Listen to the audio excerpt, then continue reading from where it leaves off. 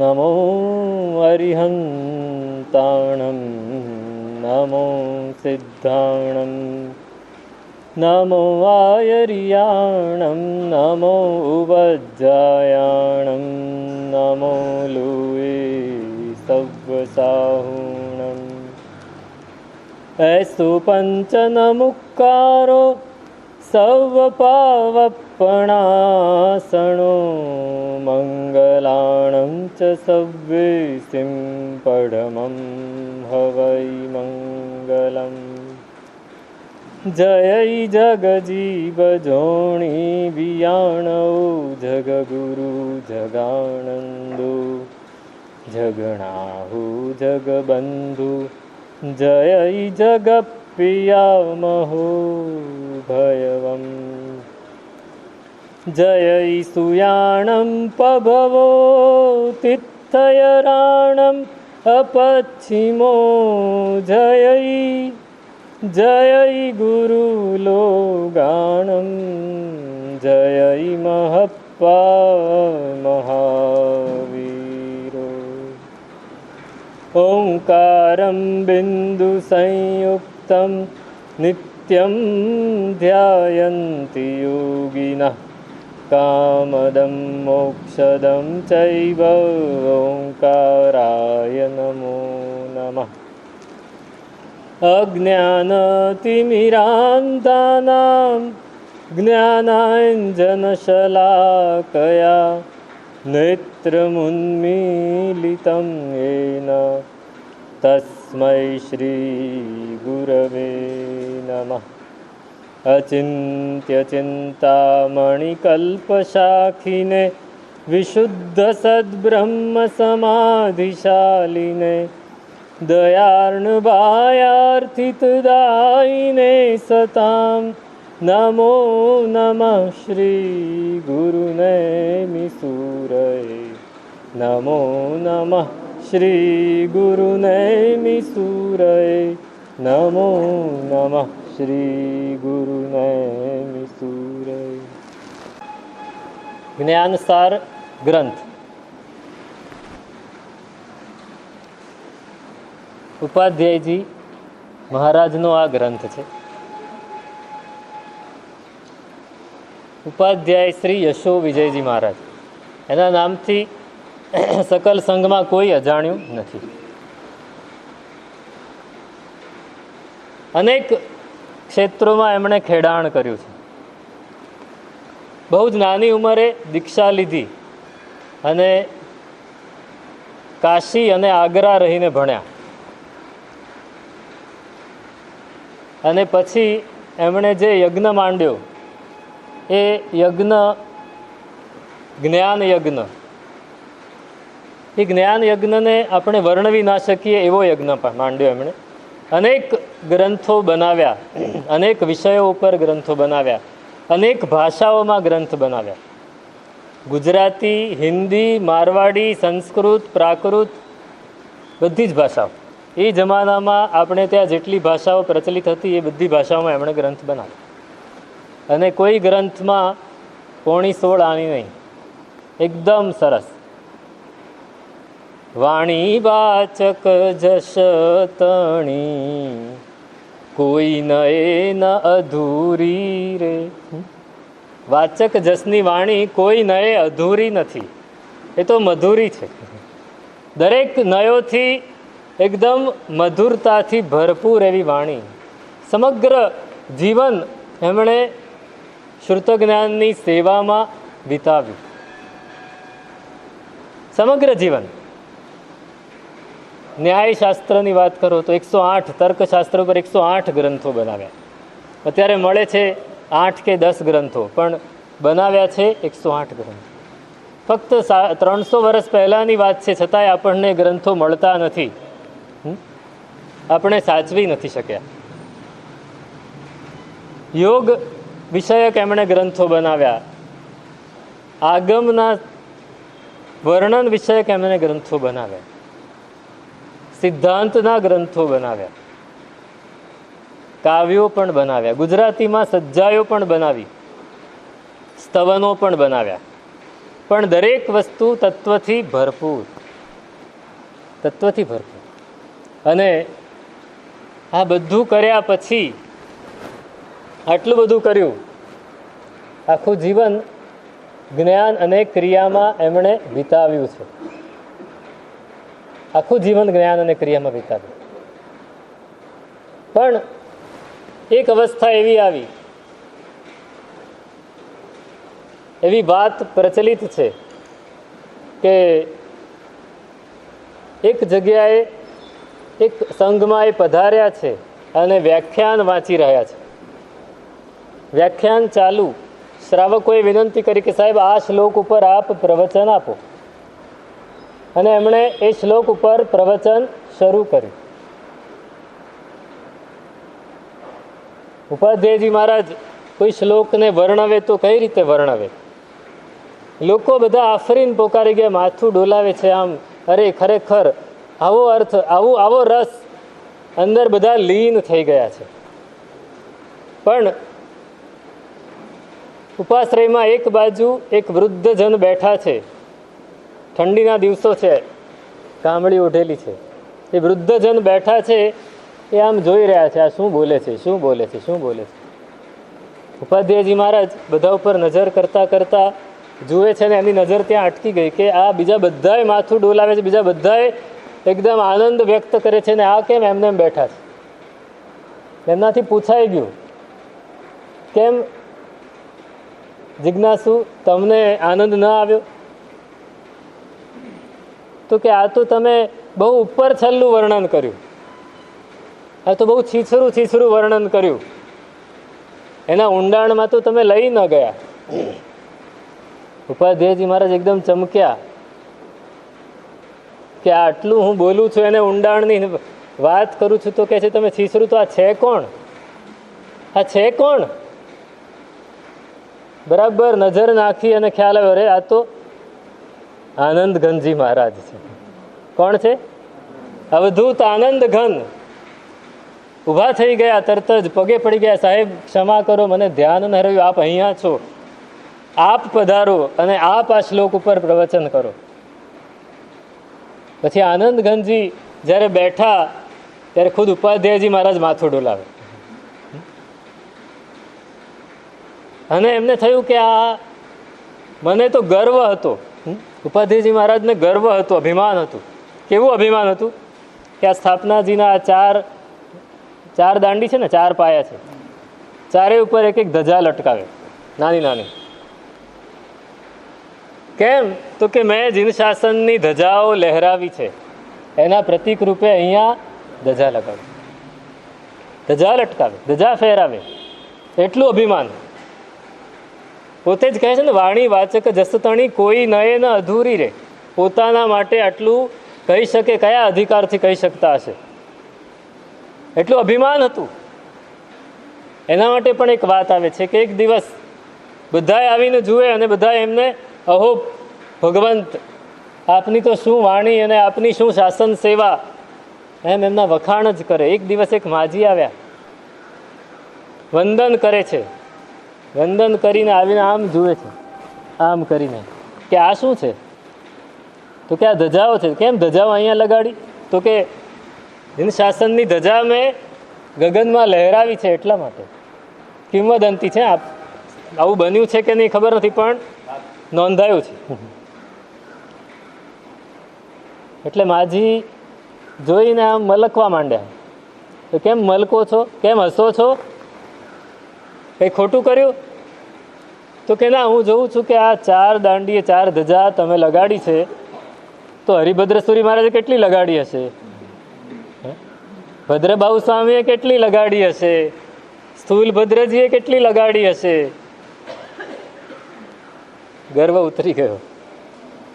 અને બીજો ગર્વ આ હતો કે અધ્યાત્મની વાત હું ઊંડાણમાં લઈ જઈ શકું છું. અને આનંદ ઘનજીને સાંભળ્યા અને ઠરી ગયા.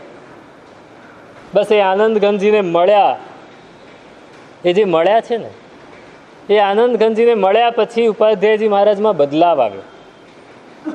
એમણે જ્ઞાનસારમાં એમને અષ્ટપદી બનાવી છે. આનંદ ઘનજી અને ઉપાધ્યાયજી મહારાજ જ્યારે મળ્યા એની અષ્ટપદી બનાવી છે, આનંદ ઘન અષ્ટપદી. સંભળાવી છે એકાદ દિવસ. बहुत सरस। आनंद घन जब आनंद घन को मिले, જ્યારે યશો વિજય આનંદ ઘનજીને મળે તો પછી બાકી શું રહે? આનંદ ઘન જ બાકી રહે, યશો વિજય બાકી નથી રહેતા. એમણે જ્ઞાનસારમાં જ છેલ્લે લખ્યું છે કે પૂર્ણાનંદ ઘને પુરમ પ્રવિશતિ સ્વીયમ કૃતમ મંગલમ. પૂર્ણાનંદ ઘન, આનંદ ઘન જ્યારે મારા સંપર્કમાં આવ્યા, જ્યારે મારી અંદર એમણે પ્રવેશ કર્યો, પૂરે પ્રવિશતિ, મારી અંદર, મારા આત્મામાં એમણે પ્રવેશ કર્યો, ત્યારે મેં મારું મંગળ કર્યું. ત્યાં સુધી તો બધી હવાની વાતો હતી, હવામાં ચાલતી હતી. અને એ આનંદ ઘનજી મળ્યા પછી એમનામાં જે બદલાવ આવ્યો, આખી જિંદગી એમણે શ્રુત જ્ઞાનની સેવા કરી છે, પણ એ શ્રુત જ્ઞાન એમને ફીકું લાગે છે, ફીકું લાગે છે. એ કહે છે પોતે જ કે સંશય ન વિભાંજે શ્રુત જ્ઞાને અનુભવ નિશ્ચય જેઠો રે વાદ વિવાદ અનિશ્ચિત કરતા અનુભવ વીણ જાય હેઠો રે. સંશય નવી ભાંજે શ્રુત જ્ઞાન. શ્રુત જ્ઞાન આખી જિંદગી મેળવ્યું છતાંય મારો સંશય ભાંગ્યો નહીં, મારી અંદરની વૃત્તિ બદલાઈ નહીં. મને જે અંદર હતું કે હું કંઈક છું, એ જ સંશય. હું કંઈક છું, અરે હું છું એટલું જ મને ખબર ના પડી, હું કંઈક છું એટલી જ મને ખબર પડી. અનુભવ વગર કાંઈ ન થાય. અનુભવ નિશ્ચય જેઠો રે. શ્રુત જ્ઞાન કરતાં પણ ઉપર ચડી જાય એવી કઈ વસ્તુ? તો કે અનુભવ જ્ઞાન. અનુભવ જ્ઞાન એટલે ભાવના જ્ઞાન. 3 પ્રકારના જ્ઞાન છે: શ્રુત જ્ઞાન, ચિંતા જ્ઞાન અને ભાવના જ્ઞાન. ભાવના જ્ઞાન એટલે અનુભવ જ્ઞાન. શ્રુત જ્ઞાન એ બીજ જેવું છે. શ્રુત જ્ઞાન એ કેવું છે? બીજ છે. બીજ પડી ગયું, પણ બીજથી પેટ ન ભરાય. ઘઉંના દાણા કોઈ તમને આપે તો પેટ ભરાય ખરું? નહીં ભરાય, નહીં ભરાય. એટલે એની પર ચિંતા જ્ઞાન, ચિંતન કરવાનું છે, ચિંતન અને મનન. આ સ્ટેપ ઉપર આપણને ચડવાનો કોઈ અનુભવ નથી. આપણે સાંભળી લીધું. શ્રુત જ્ઞાન એટલે સાંભળવું, પછી એને વાગોળવું, એને વિચારવું, એના વિશે ચિંતન કરવું, એને મનન કરવું, એને હૈયામાં ઉતારવું, પ્રશ્ન કરવા, ઉહાપોહ કરવો. તમને પહેલે દિવસે જ કહેલું ઉપદેશ પદની વાચનામાં 8 પ્રકારે ગ્રહણ થાય. 8 પ્રકારે જ્ઞાન મળે ને. ઈચ્છે સાંભળવા ફરી પૂછે. પહેલા ઈચ્છા, પછી સાંભળવાની, સાંભળવું, પછી પૂછવું. આ બધા એના સ્ટેપ્સ છે. એ સ્ટેપ કરીએ ત્યારે બીજું ચિંતા જ્ઞાન આવે. અને એ ચિંતા જ્ઞાન એને અંદર ઉતારતા ઉતારતા ઉતારતા એક તબક્કો એવો આવે કે અનુભવ રૂપે પરિણમે. એ ભાવના જ્ઞાન. કે અનુભવ સુધી તો હું પહોંચ્યો જ નહીં. મેં વર્ણન ઘણું કર્યું, પણ હું પોતે તો પહોંચ્યો નહીં. એટલે કહે છે કે અનુભવ નિશ્ચય જેઠો રે. કેમ કે શ્રુત જ્ઞાન અને ચિંતા જ્ઞાન હોય ત્યાં સુધી શું કરવાના? ચર્ચાઓ કરવાના, વાદ વિવાદ કરવાના, અને તત્વને તો પામવાના નથી.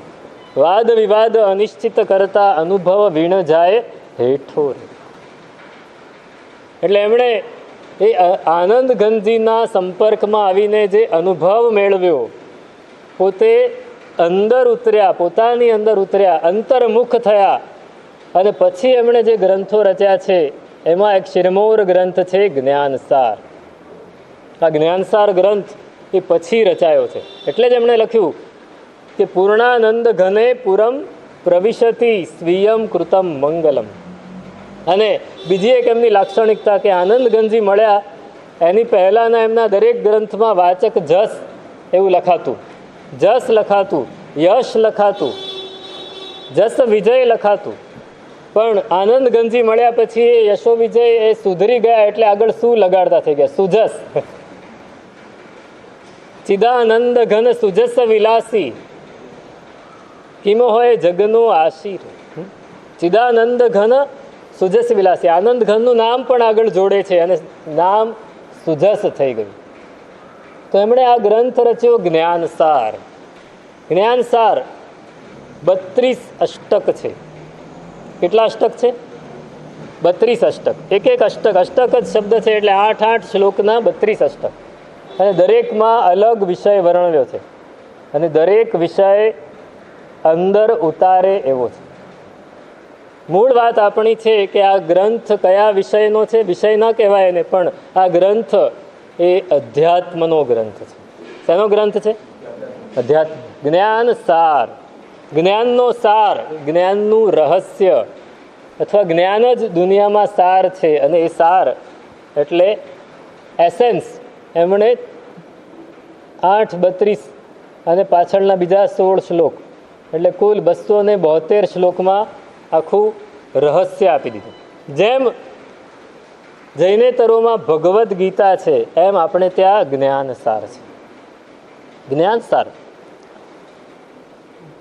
પન્યાસજી મહારાજ, ભદ્રંકર વિજયજી મહારાજ, એમની પાસે કોઈક તેજસ્વી સાધુ ખૂબ ભણે એવા એ આવ્યા અને એમનું માર્ગદર્શન લેવા માટે કે સાહેબ મને માર્ગદર્શન આપો કે મારે ભણવું છે, મારે ક્યાંથી શરૂ કરવું? તો પન્યાસજી મહારાજે કહ્યું કે તમારે જ્ઞાનસારથી શરૂ કરવું. ક્યાંથી શરૂ કરવું? જ્ઞાનસારથી. તહતથી સાહેબ જ્ઞાનસારથી શરૂ કર્યું. પછી આવીને પૂછી જાય હવે સાહેબ શું, હવે સાહેબ શું, હવે શું, હવે શું, હવે શું, એમ ઘણા બધા ગ્રંથો ભણી ગયા. પછી ફરી ગયા કે સાહેબ હવે લગભગ ઘણું બધું વંચાઈ ગયું છે, હવે મારે બીજા ટ્રેક ઉપર જવું છે, મને આપ હવે છેલ્લો ગ્રંથ કયો વાંચવો એ કહો. તો કે જ્ઞાનસાર. કયો ગ્રંથ? જ્ઞાનસાર. સાહેબ જ્ઞાનસાર તો પહેલા વાંચ્યો. તો કે વચ્ચે આટલા બધા વાંચ્યા છે ને હવે વાંચો એટલે ખબર પડે કે તમે શું વાંચ્યું હતું પહેલા. એમણે ફરીથી જ્ઞાનસાર વાંચ્યો અને થયું કે સાહેબ આ તો મેં જાણ્યું જ નહોતું, આ તો મેં જાણ્યું જ નહોતું કે જ્ઞાનસાર આવો ગ્રંથ છે. મેં તો એમને પાના ઉથલાવી દીધેલા એવું લાગે છે અત્યારે. આ જ્ઞાનસાર, એ જ્ઞાનસાર ગ્રંથ એ અધ્યાત્મનો ગ્રંથ છે. અધ્યાત્મ વિશે વાત કરીએ. ઉપાધ્યાયજી મહારાજની વાત તમે બધા જાણો છો એટલે એમાં આપણે નથી જતા. આગળ ક્યારેક આવશે તો વાત કરીશું. અધ્યાત્મ એટલે શું? અધ્યાત્મ એટલે શું? આત્મની અધિ એટલે અધ્યાત્મ. આત્માને વિશે જે કામ કરવું તે અધ્યાત્મ. એવી સંસ્કૃતમાં વ્યુત્પત્તિ છે. એને એક બાજુ રાખીએ.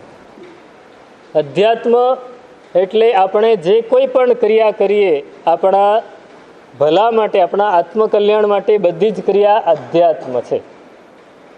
અધ્યાત્મ. તમે સામાયિક લઈને બેઠા એ શું છે? અધ્યાત્મ છે. તમે પ્રતિક્રમણ કરો છો એ શું છે? અધ્યાત્મ છે. તમે પૂજા કરો છો ભગવાનની એ શું છે? અધ્યાત્મ છે. પણ આપણે એને અધ્યાત્મના સ્ટેજ સુધી લઈ નથી જઈ શકતા. ક્રિયા અધ્યાત્મની છે પણ આપણે એને વ્યવહારમાં સીમિત કરી દીધી છે. આપણે આખી જિંદગી ખૂબ તમે રૂપિયા કમાઓ, ખૂબ નામ કમાઓ, ખૂબ ધન દોલત ભેગા કરો, સત્તા ઉપર રહો,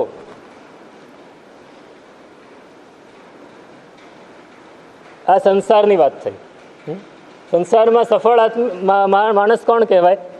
જેની પાસે આ બધું જ હોય એ સફળ વ્યક્તિ કહેવાય. એનું નામ બધે જ બોલાતું એ સફળ વ્યક્તિ કહેવાય. બરાબર?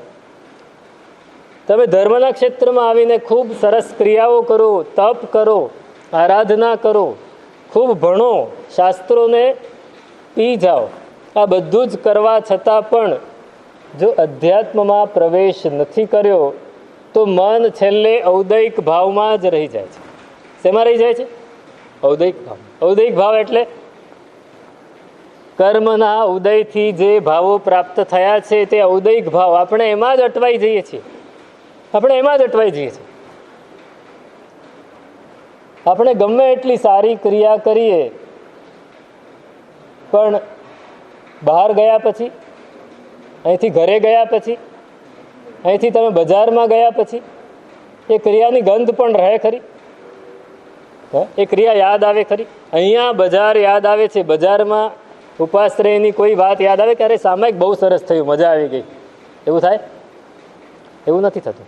અહીંયા બેઠા બેઠા કદાચ બજારની વેપારની ઉઘરાણીની લગભગ વાતો યાદ આવતી હોય, પણ ત્યાં બેઠા પછી અહીંની કોઈ વાત યાદ આવતી નથી. એટલે આપણે અધ્યાત્મમાં પ્રવેશ કરી શકતા નથી. ક્રિયા કરવી એ વ્યવહાર છે. ક્રિયા કરવી એ વ્યવહાર છે, અને ક્રિયાની અંદર ઇન્વોલ્વ થવું એ નિશ્ચય છે. વ્યવહાર અને નિશ્ચય જ્યારે ભેગા થાય ત્યારે અધ્યાત્મથી રંગાયેલી ક્રિયા થાય. શું થાય? જ્ઞાનસ્ય ફલમ વિરતિ. જ્ઞાનનું ફળ વિરતિ છે.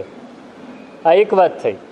ઉપાધ્યાયજી મારે તેનાથી આગળ વાત કરે છે કે ચારિત્રમ વિરતિ પૂર્ણા જ્ઞાનસ્યોત્કર્ષ એવહિ. ચારિત્ર અને વિરતિ એમાં જો આગળ વધવું હોય તો જ્ઞાનનો ઉત્કર્ષ આવે. તો જ્ઞાનનો ઉત્કર્ષ એટલે શું? એની અંદર ઇન્વોલ્વ થવું. આપણે ક્રિયા કરીએ પણ એની અંદર ઇન્વોલ્વ નથી થતા તો જ્ઞાન અને ક્રિયા ભેગા નથી થતા. જ્ઞાન અને ક્રિયા જ્યારે ભેગા નથી થતા તો આપણી ક્રિયા એ ફક્ત ક્રિયા રહી જાય છે, એ અધ્યાત્મ નથી બનતું. અધ્યાત્મ, આનંદગંજી મહારાજે અધ્યાત્મની બહુ જ સરસ વ્યાખ્યા કરી. નિજ સ્વરૂપ જે ક્રિયા સાધે તેહ અધ્યાત્મ કહીએ રે. જે ક્રિયા કરી ચૌગતિ સાધે તેન અધ્યાત્મ લહીએ રે.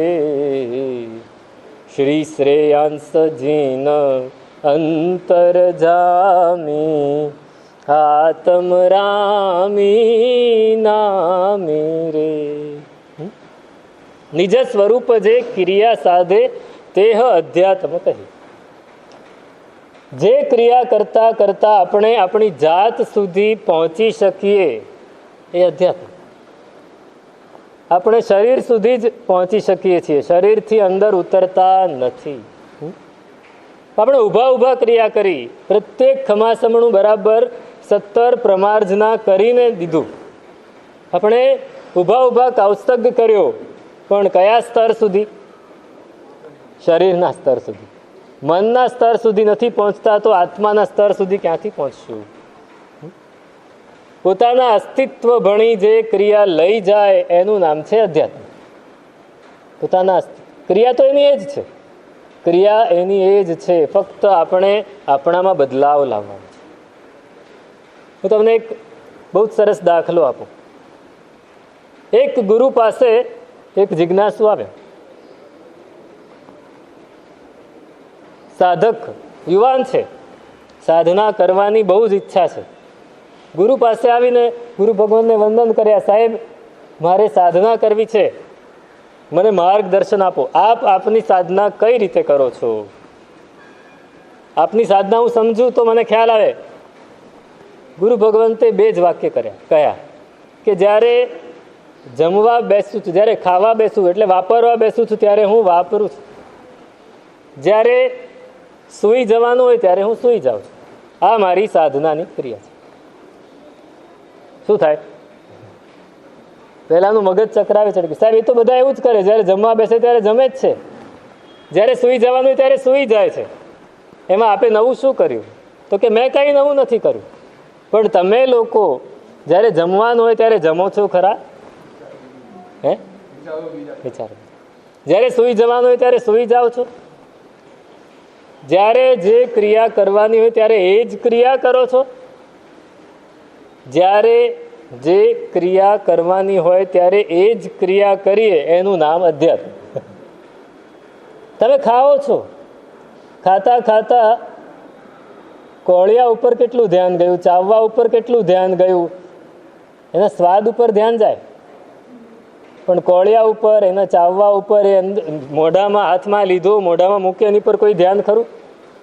એક બાજુ મોબાઈલ ચાલતો હોય, એક બાજુ ટીવી ચાલતું, એક બાજુ વાતો ચાલતી હોય, અને મીઠું વધારે લાગ્યું તો ફરિયાદ કરીએ, મીઠું ઓછું લાગ્યું તો ફરિયાદ કરીએ. પણ એનો સ્વાદ બરાબર હોય તો એનો સ્વાદ માણ્યો ખરો?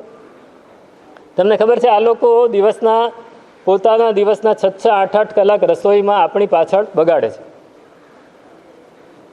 અને આપણે એનો કોઈ સ્વાદ માણીએ છીએ ખરા? જર્મનીમાં એક હોટલ, અને હોટલમાં ભારતીય લોકો બધા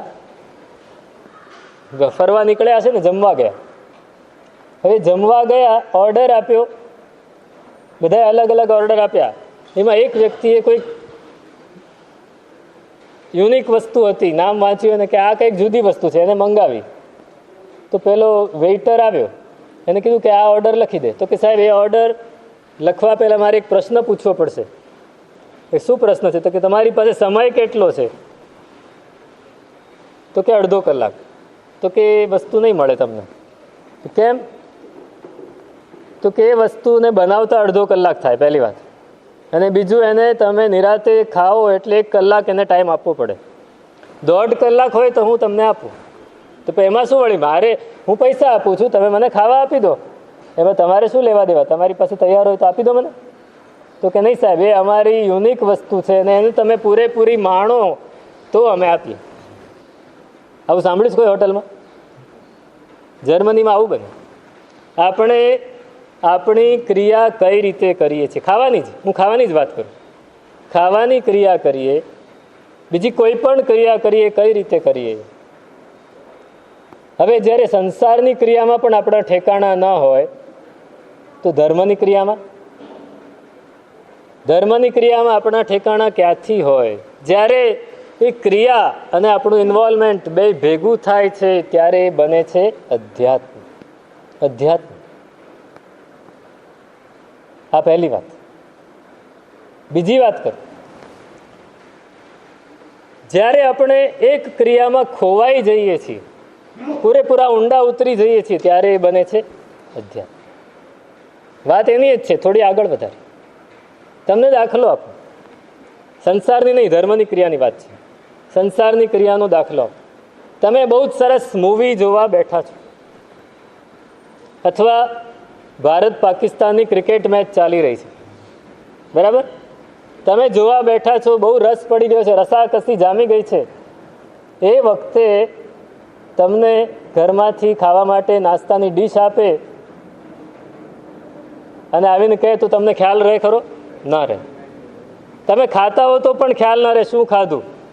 હા, ખવાઈ જાય, ડીશ પૂરી થઈ જાય, મૂકી દો. અને મેચમાં એટલા બધા ઇન્વોલ્વ થઈ ગયા હો કે બીજી કોઈ આજુબાજુની વસ્તુની ખબર ના પડે. એવું બનેલું. મારી દીક્ષા પહેલાંની વાત કરું છું કે રામાયણની સિરિયલ ચાલતી હતી અને સવારે રોજ દર રવિવારે 9:30 શરૂ થાય. લોકો બધા જ ગોઠવાઈ ગયા હોય અને એક દિવસ બધા આજુબાજુવાળા, ત્યારે ટીવી પણ બધાના ઘરે નહોતા, તો આજુબાજુવાળા બધા આવીને બેઠા હોય અને એટલા બધા એમાં લીન થઈ ગયા હોય કે ઘરમાંથી ચોરી કરીને જતા રહે તો એ ખબર નહીં. આ જે લીનતા છે ને, એ લીનતા જો અહીંયા આવે ને તો સમજવું કે અધ્યાત્મ. એ આવતી નથી. આપણો રસ અહીંયા હજી જામતો નથી. પરમાત્માની વાત કરું. ભગવાન મહાવીર સ્વામી, આજે ભૂમિકા જ બાંધું છું, ગ્રંથ આપણે આવતીકાલથી શરૂ કરીશું. ભગવાન મહાવીર સ્વામી હજી કેવલ જ્ઞાન નથી થયું, છદ્મસ્થ અવસ્થામાં છે અને વિચરી રહ્યા છે, એ વિહાર કરી રહ્યા છે. ભગવાન કઈ રીતે ચાલતા હશે, કોઈ દિવસ કલ્પના કરી છે? કલ્પના કરી છે? ભગવાનનું વર્ણન આવે છે, ભગવાન કેવા દેખાતા હતા, ભગવાન ચાલતા હતા ત્યારે કેવું દેખાતું. ભગવાન મહાવીર સ્વામીનું વર્ણન આવે છે, એ જ રીતે ભગવાન બુદ્ધનું પણ વર્ણન આવે છે. એ ચાલે ત્યારે કેવું લાગતું. ભગવાન ચાલે ત્યારે એમના અંગે અંગમાંથી શાંતિ નીતરતી હોય એવું લાગતું. ફક્ત એમની ચાલ જોઈને કેટલાય લોકો પ્રતિબોધ પામી જતા હતા. એમની એક એક આંગળી, એમની એક એક પગની એકનું એક એક પગલું, પગનું એક એક પગલું એ જોઈને ઘણા બધા લોકો પ્રતિબોધ પામી જતા હતા કે આ માણસ આવી રીતે ચાલે છે તો એ જીવન કેવી રીતે જીવતો હશે. અને પરમાત્મા આ રીતે પોતાની મસ્તીમાં અંદર ઉતરીને ઇરિયા સમિતિનું પાલન કરતા કરતા. ઇરિયા સમિતિ એટલે શું? ફરી વચ્ચે એક પ્રશ્ન પૂછી લો. હા, આપણી સમજ મુજબ 3.5 હાથ સુધી આપણી દ્રષ્ટિ પડે ત્યાં સુધી જોતા જોતા ચાલવાનું છે કે એક પણ જીવ જંતુની હિંસા ન થાય. આ ઇરિયા સમિતિની ખૂબ પ્રાથમિક કક્ષા છે. ઇરિયા સમિતિનું પરાકાષ્ઠા એને એ ઉત્કૃષ્ટ રીતે એરિયા સમિતિ કઈ? તો ઉત્તરાધ્યયન સૂત્રમાં કહ્યું કે તમ મુક્તિ તપ પુરસ્કારે, જ્યારે સાધુ એરિયા સમિતિ પાળતો જતો હોય ત્યારે એ ગતિરૂપ થઈ જાય. દ્રષ્ટિ તો નીચે હોય, જૈણા તો પડાતી જ હોય, પણ એને પછી એની ગતિ, એનું ચાલવું એ પણ ધ્યાન બની જાય. એનું ચાલવું એ પણ ધ્યાન બની જાય ત્યારે એરિયા સમિતિ થાય. તમે નક્કી ન કરી શકો કે આ ગતિ આ સાધુ ચાલે છે કે આ ગતિ જ ફક્ત થઈ રહી છે, બીજું કાંઈ જ ન હોય. તો પરમાત્મા એ રીતે સાક્ષાત એરિયા સમિતિ રૂપે જ્યારે ચાલી રહ્યા છે અને જઈ રહ્યા છે પોતાના રસ્તે, બરાબર ભગવાને જે રસ્તે જવાનું છે એની આગળ જ એક ઇન્દ્રજાલિક જાદુગર, આપણી ભાષામાં કહીએ, એણે ઇન્દ્રજાળ ઊભી કરી છે. ઇન્દ્રજાળ એટલે પોતાની શક્તિ એવી કે માયાનગરી આખી ઊભી કરી દીધી. એ માયાનગરીની અંદર અનેક રંગ રાગના સાધનો છે, નાટકો ચાલે છે, ગીત ચાલે છે, સંગીત ચાલે છે, નૃત્ય ચાલે છે, ખાવા પીવાની બધી વસ્તુઓ છે, અને અવાજ એનો ચારેકોર ફેલાય છે. લોકો બધા દોડતા દોડતા હોય છે, આ શું વળી, આ નવું કંઈક આવ્યું, નવું કંઈક આવ્યું. લોકોને શું હોય? કુતૂહલ. અહીંયા હમણાં બહાર સરસ બેન્ડ વાગાડીને કોઈ આવે તો શું થાય? બધાનું ધ્યાન, કદાચ શરમે ધર્મે ઊભા ના થઈ શકાય તો એ ધ્યાન તો ત્યાં છે. લોકો દોડે છે બધા, અને ઇન્દ્રજાલિક પેલો જાદુગર એ રસ્તામાં ઊભો છે, બધાને આમંત્રણ આપે છે, ચાલો આવો આવો જુઓ બધા. એને તો મારું જેટલા વધારે જુએ એટલો મને ફાયદો. એ બહાર ઊભો છે, બધાને લઈ જાય છે અંદર, અને પરમાત્મા જઈ રહ્યા છે. પરમાત્મા તો પોતાની મસ્તીમાં મસ્ત છે, પોતાની ગતિમાં મસ્ત છે, એમને કાંઈ ખ્યાલ નથી આજુબાજુ શું બની રહ્યું છે, કાંઈ જ ખબર નથી. ચાલતા જાય છે, અને પેલાની માયાનગરી આવી, પરમાત્મા તો ચાલ્યા જ કરે છે. આગળ નીકળ્યા, પેલો જોયા કરે આ માણસ છે કોણ, આ કઈ માટીનો ઘડાયેલો છે, એને ખબર નથી, એ અંદર આવતો નથી, જોતોય નથી એ તરફ, એનું ધ્યાન પણ નથી, આ કોણ છે? દોડ્યો દોડ્યો. મહાત્મન, આ કોઈક મહાત્મા છે, મહાત્મન અહીંયા આ સરસ આ નગરી મેં ઊભી કરી છે, આપ જોવા તો પધારો. તો કઈ નગરી? ભગવાન પૂછે છે કઈ નગરી? તો કે આ સામે દેખાય છે. અચ્છા, એમાં શું છે? તો કે એમાં ગીત છે, સંગીત છે, નર્તન છે, નાટક છે, અનેક સાધનો છે જે આનંદ આપે, આનંદ આપે. પરમાત્મા કહે છે